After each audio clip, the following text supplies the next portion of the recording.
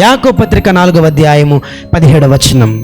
మేలైనది చేయనెరిగియు అలాగు చేయని వానికి పాపము కలుగును. బాప్తిస్మం పొందాలని దేవుడు చాలా ప్రేరేపిస్తూ ఉంటాడు.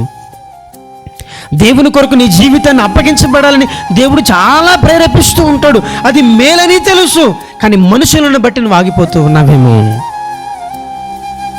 సమాజాన్ని బట్టి ఆగిపోతున్నా. అయ్యో, నేను బాప్తిస్మం తీసుకుంటే తర్వాత నా పరిస్థితి ఏంటి?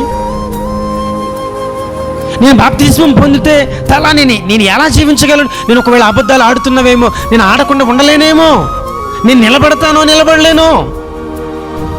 మేలైనది ఏంటో ఎరిగి ఉండి నువ్వు అలా చెయ్యకపోతే ఏం జరుగుతుందంటే అది పాపమవుతుంది. ఏది మేలో తెలుసు, ఏది నీ జీవితానికి నిత్య జీవాన్ని కలుగు చేస్తుందో, నీ కుటుంబానికి దీవెన కలుగు చేస్తుందో అంతా ఎరిగి ఉండి అలా చేయలేకపోతున్నావేమో.